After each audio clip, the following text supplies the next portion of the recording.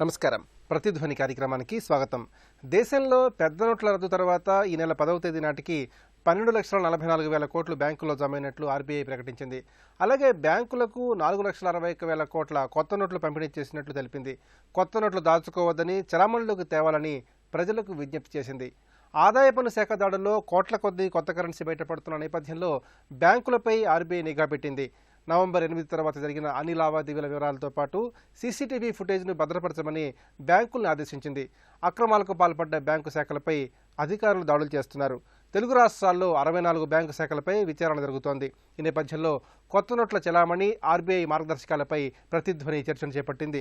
ఈ చర్చలో పాల్గొంటున్న ప్రముఖులు డాక్టర్ ముళ్లపూడి రేణుక్ గారు, తెలుగుదేశం పార్టీ అధికార ప్రతినిధి, డాక్టర్ ఏ శ్రీధర్ గారు, తెలంగాణ వికాస సమితి సమన్వయకర్త, సామాజిక అంశాల విశ్లేషకులు, ప్రొఫెసర్ బి ఎర్రరాజు గారు, ప్రముఖ ఆర్థికవేత్త, కేవీ జ్ఞాన్ కుమార్ గారు, బ్యాంకింగ్ రంగ నిపుణులు.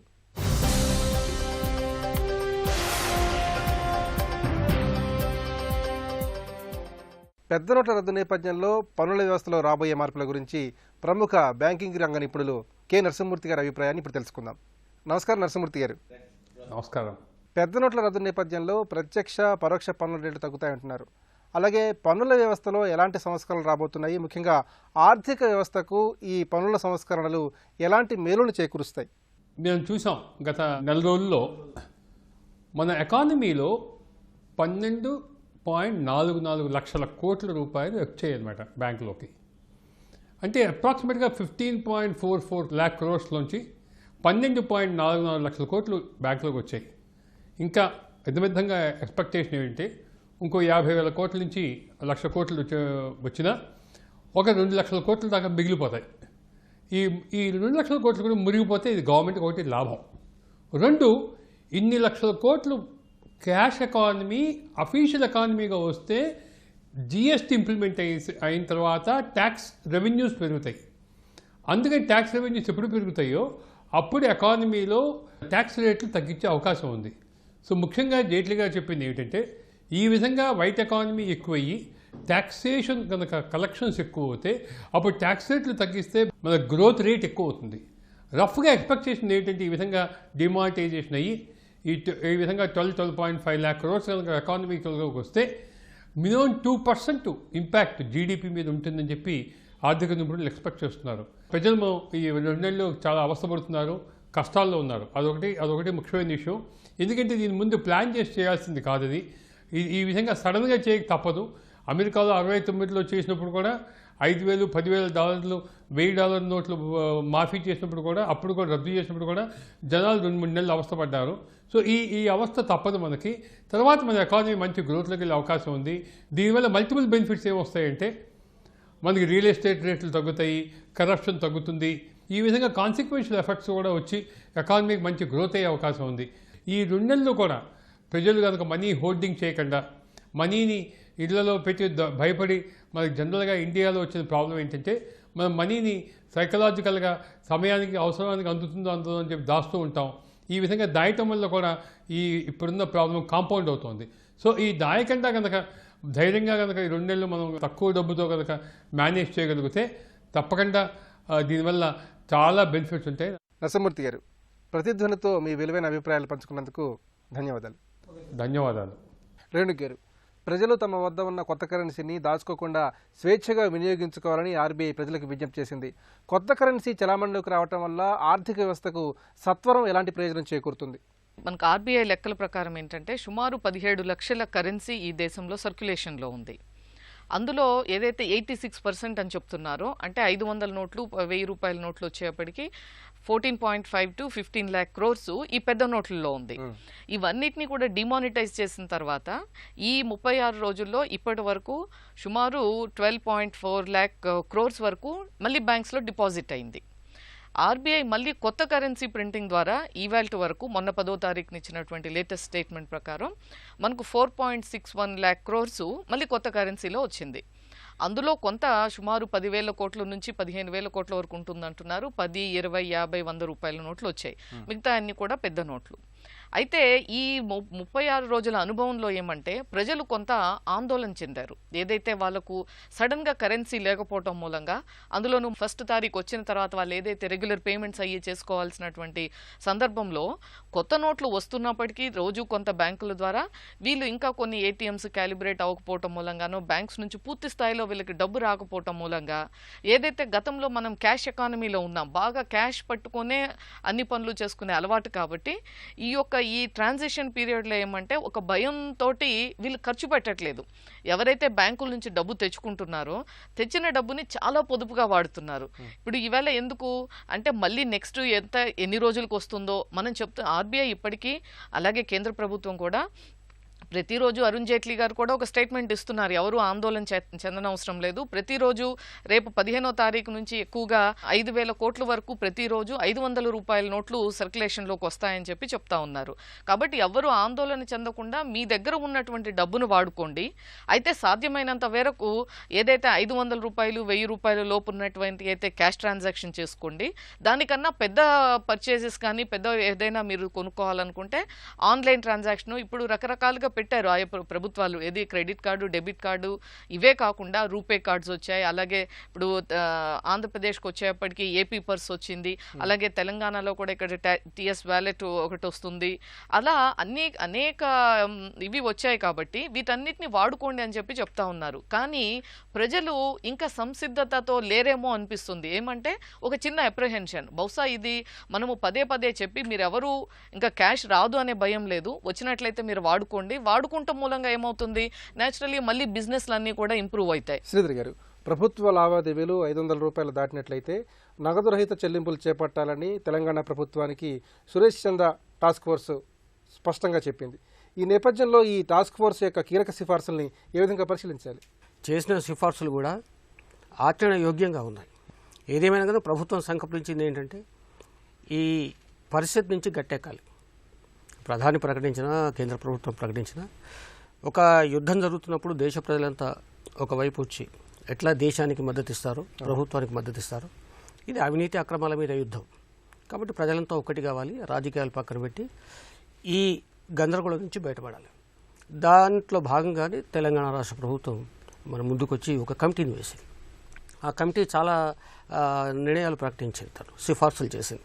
అందులో ప్రధానమైనది ఏంటంటే ప్రభుత్వ లావాదేవీలు ఏవైతే ఉన్నాయో అవి 80% నగదు రహితంగానే జరగాలి.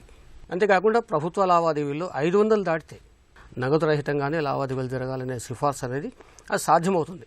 ప్రత్యేకించి ఏంటంటే లావాదేవీలు ఈ ఆన్లైన్లో జరుగుతున్నప్పుడు మరి మేము కొంత నష్టపోతున్నామన్న భయాలు వినియోగదారుడికి సహజంగానే ఉంటాయి.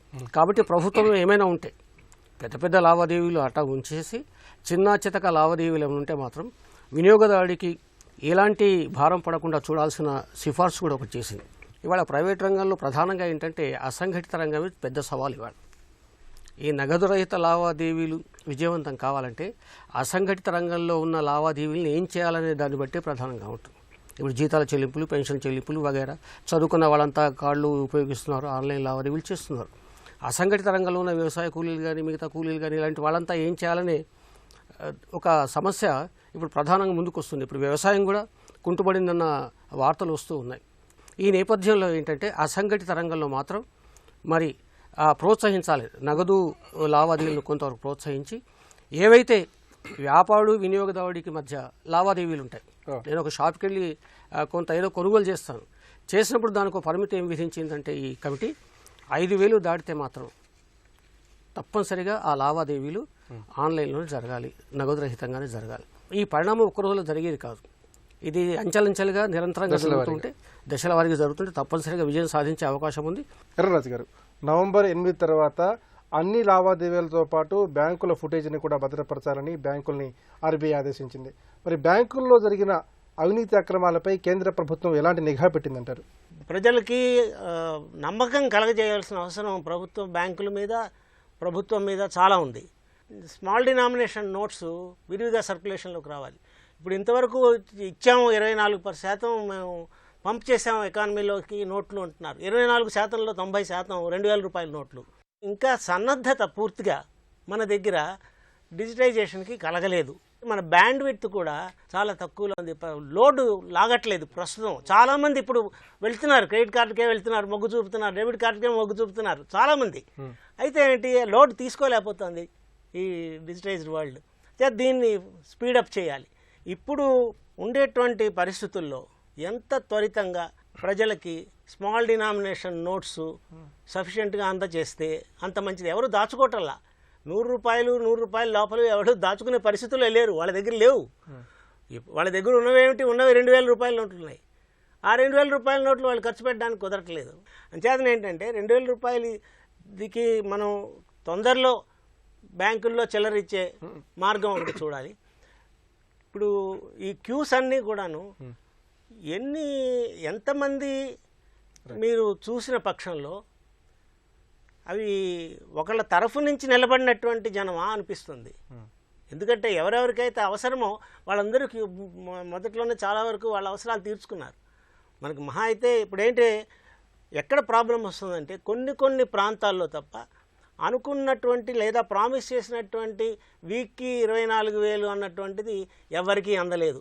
మ్యాక్సిమం అందింది ఏంటంటే 3,000, 4,000 రూపాయలు మహా అయితే విత్డ్రాయల్ ఇస్తే అది గొప్ప. అది కూడా 15 రోజులకో 20 రోజులకో వచ్చింది. అందుచేత ఏంటంటే కనీసం ఎవరైనా వెళ్ళిన వాళ్ళకి 5,000 రూపాయల వరకు చిన్న నోట్లు ఇవ్వగలిగిన పరిస్థితి ఏర్పడితే, ఏది 15 రోజులకి ఇచ్చినా చాలు వాళ్ళకి. నెలకి 10,000 రూపాయలు చిన్న నోట్లు ఇచ్చినా వాళ్ళకి చాలు. అంటే 100 రూపాయల లోపల నోటు డినామినేషన్ ఇచ్చిన పక్షంలో ఎకానమీ తొందరలో రివైవ్ అయ్యి వీళ్ళు డిజిటైజేషన్కి మొగ్గు చూపుతున్నారు. చాలామంది ఇప్పుడు డిజిటైజేషన్ వైపుకి వెళ్తున్నారు.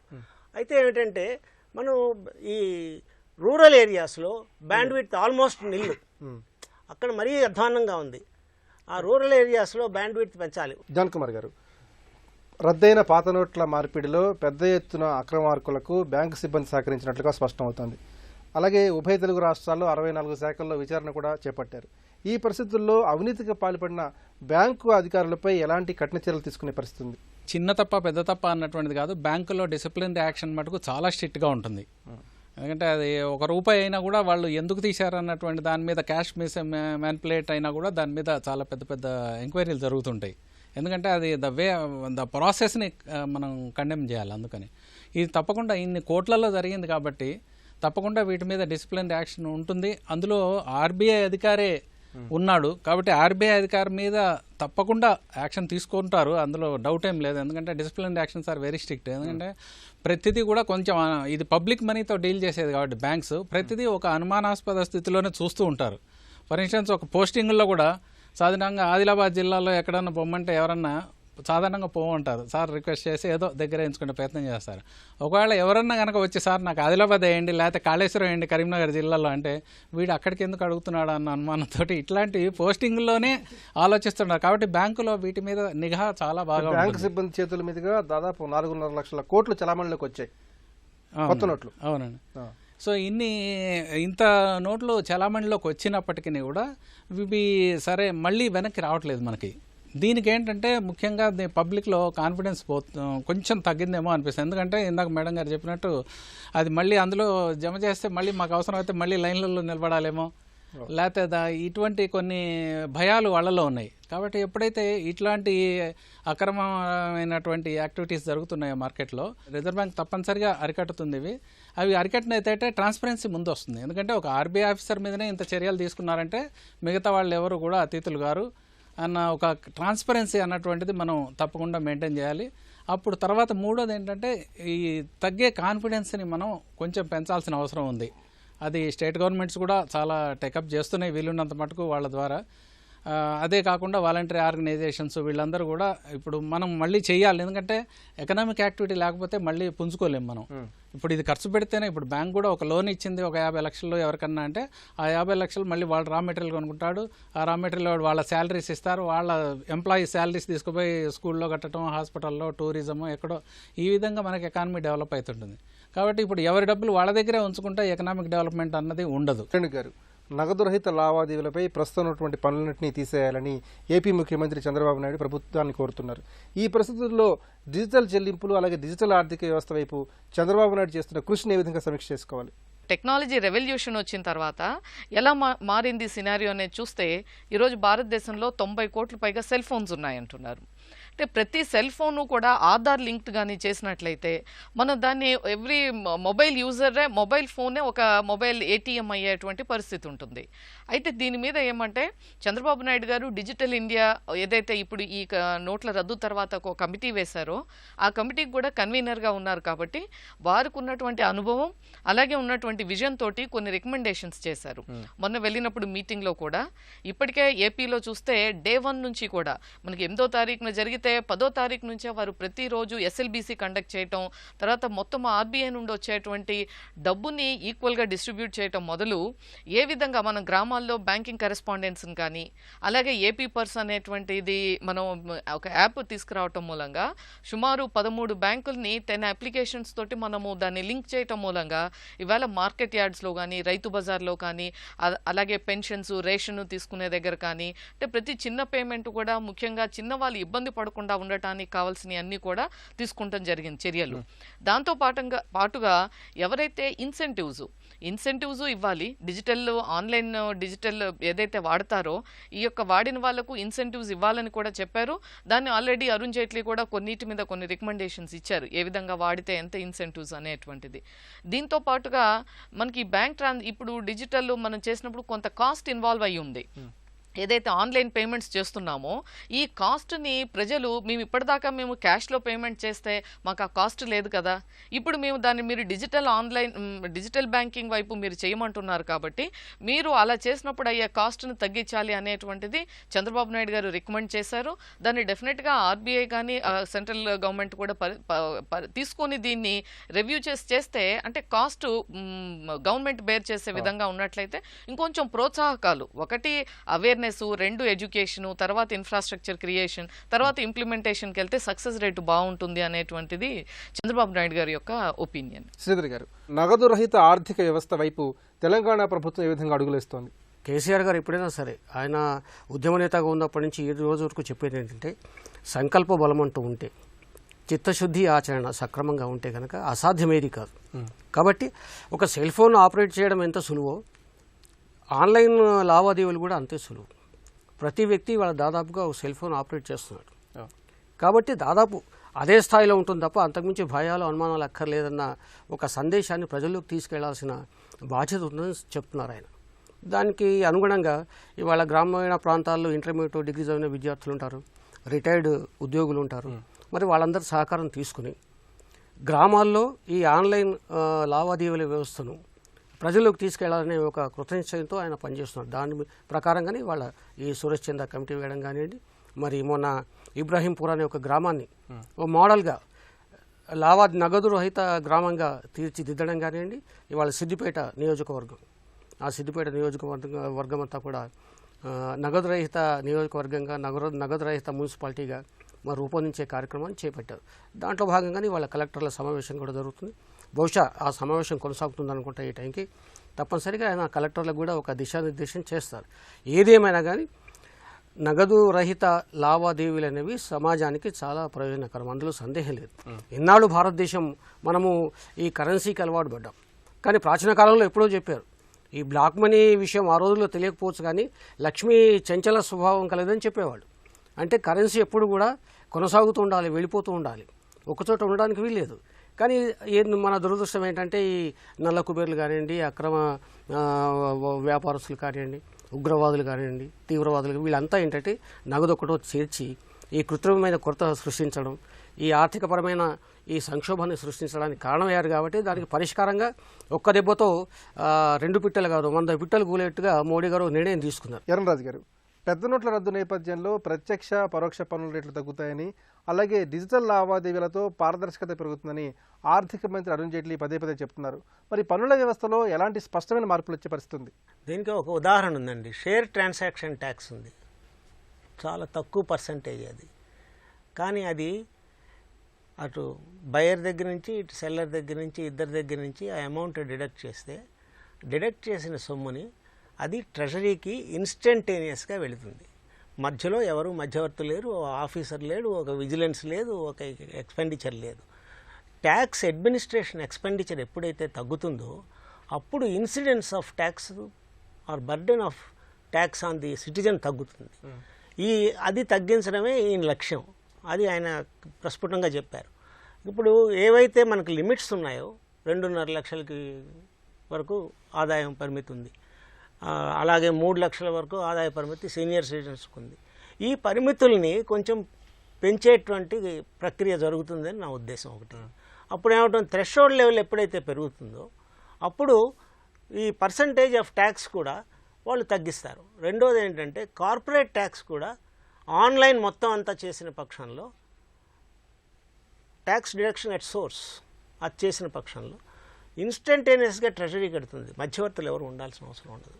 అంచేత డిజిటల్ ట్రాన్సాక్షన్స్ వల్ల ఆన్లైన్ డిడక్షన్ ఆఫ్ ట్యాక్స్ జరగడం వల్ల ట్యాక్స్ అడ్మినిస్ట్రేషన్ ఎక్స్పెండిచర్ ఎప్పుడైతే తగ్గుతుందో ట్యాక్స్ రేట్ని తగ్గించడానికి ఎక్కువ అవకాశం ఉంది. ఎంతమంది మనకి ట్యాక్స్ నెట్లోకి రావాలి అన్నటువంటిది కావాలని చూసుకుంటే ఈ థ్రెషోల్డ్ లెవెల్స్ ఎప్పుడైతే పెంచారో, ఎప్పుడైతే 10% అప్ టు 5 lakhs చేశారనుకోండి, అలాగే 7.5 lakhs లేకపోతే 10 lakhs వరకు సీనియర్ సిటిజన్స్కి చేశారనుకోండి, బ్యాలెన్స్ వాటికి వాళ్ళు ట్యాక్స్ డిడక్షన్ ఎట్ సోర్స్ అనకుండా ఇవి మొత్తం తీసేసి అసలు ప్రక్షాళన చేసి అనిల్ బోక్లే చెప్పినట్టు 20,000 రూపాయలు డిపాజిట్ వరకు టాలరేట్ చేసి 20,000 రూపాయలు పైన డిపాజిట్ చేసిన వాళ్ళందరికీ ఆన్లైన్ ఇంత percentage of income tax deduct చేసేయండి, ఎట్ సోర్స్ డిడక్ట్ చేసి బ్యాంకులు డైరెక్ట్గా ట్యాక్స్ రిమిట్ చేసేయమన్నారు అనుకోండి, ఇన్కమ్ ట్యాక్స్ అర్ధక్రాంతి, income tax department wind up అయిపోవచ్చు. జ్ఞానకుమార్ గారు, ఆర్బీఐ బ్యాంకుల ద్వారా భారీ మొత్తంలో నగదును చలామణిలోకి తీసుకొస్తోంది. నగదు కొరత వల్ల ఏర్పడిన ఇబ్బందులు మరో 3 వారాల్లో తొలగిపోతాయని చెప్పి ఆర్థిక మంత్రి అరుణ్ జైట్లీ స్పష్టం చేస్తున్నారు. ఈ పరిస్థితుల్లో ప్రజలు ఏ విధంగా భరోసాగా ఉండాలి? పబ్లిక్కి భరోసా ఇవ్వాల్సిన బాధ్యత, నైతిక బాధ్యత కూడా వారికి ఉంది. కాబట్టి అదేవిధంగా వారు డిక్లరేషన్ ఇచ్చారు. అయితే పూర్తిగా వారు అనుకున్నంత స్థాయిలో అది తగ్గకపోయినా మొత్తానికి 3 వారాలు అంటే సైజబుల్ పీరియడ్, 21 days 22 days. ఇంకా కాకపోతే ఇంకా మనకి ఈ 31st లోపల మనకి వీలున్నంత మటుకు ఇంకా బ్లాక్ మనీ ఇంకా ఏమన్నా అనర్థ చేయగలిగితే చేయొచ్చు. ఇంకా చాలా తక్కువ ఉంది ఇంకా బ్యాలెన్స్ కూడా. తర్వాత ఏంటంటే ఇప్పుడు పబ్లిక్ కూడా కొంత అలవాటు పడుతున్నారు. ఇప్పుడు ఈ విధమైనటువంటి ఈ లైన్లో నిలబట్టాలు ఇది కొంచెం అలవాటు అయిపోయింది. కాబట్టి ఇక ఎంత కావాలనో కొంతమంది అయితే సాటిస్ఫై అయ్యి ఉన్నారు. కాబట్టి మళ్ళీ వీళ్ళు లైన్లో నిలబట్టం అన్నటువంటిది ఉండదు. అంటే 31st తర్వాత ఏదో ఒకటి అవుతుంది అన్న కాన్ఫిడెన్స్ పబ్లిక్లో ఉంది. అందుకని కొంత ఈ లైన్లు తగ్గే అవకాశం కొంత ఉంది. అదే కాకుండా ఇప్పటిదాకా ఏవైతే లూప్ హోల్స్ అయినాయో, అంటే ఇప్పుడు 4.61 lakh crores ఏవైతే రిలీజ్ చేసామన్నారో అవన్నీ కూడా కన్సర్న్ బ్యాంక్స్ ద్వారా డిస్ట్రిబ్యూట్ అయినవి కాలేదు, ఏటీఎంల ద్వారా, అంటే కొన్ని మధ్యలో మ్యానిపులేట్ అయినాయి. కాబట్టి ఇప్పుడు ఈ ఆర్బీఐ లాంటి అట్లనే ఉన్నతాధికారులు వాళ్ళు కూడా ఇన్వాల్వ్ అయినారు. ఇవన్నీ కూడా లైమ్ లైట్లోకి వచ్చినాయి. కాబట్టి ఇక అట్లాంటి యాక్టివిటీస్ కనీసం ఈ రాబోయే 2-3 weeksలో తగ్గచ్చు.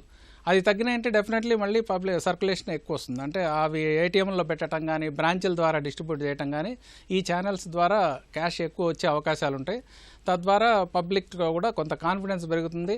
అదే కాకుండా ట్రాన్స్పరెన్సీ ఒకటి మెయింటైన్ చేయాలి. బ్యాంక్స్లో కూడా ఆర్బీఐ ఎంత క్యాష్ రోజు పంపిస్తున్నది బ్యాంక్ ఇండస్ట్రీకి, అందులో ఎంత వీళ్ళు ఏ బ్యాంక్స్కి ఎంత వెళ్ళినాయి, ఇప్పుడు బ్యాలెన్స్ ఇవాళ 20 లక్షలు పంపించారంటే 60 లక్షలు ఎంతమందికి ఇచ్చారన్నటువంటిది ఒక అకౌంటింగ్, ప్రాపర్ అకౌంటింగ్ ఏ రోజు ఉండాలి. అప్పుడు పబ్లిక్ కూడా కాన్ఫిడెన్స్ వస్తుంది. ఆర్బీఐ భారీ మొత్తంలో నగదును బ్యాంకింగ్ వ్యవస్థలోకి చలామణిలోకి తీసుకొస్తోంది. నగదు కొరత ఇబ్బందులు 3 వారాల్లోకి చాలా వరకు తగ్గిపోతాయని ఆర్థిక మంత్రి అరుణ్ జైట్లీ ప్రజలకు భరోసా ఇస్తున్నారు. మరోవైపు ప్రజలు కూడా కొత్త కరెన్సీని సాధ్యమైనంత వరకు వినియోగిస్తే ఆర్థిక వ్యవస్థకు శ్రేయోదాయకం. ఇది నేటి ప్రతిధ్వని. నమస్కారం.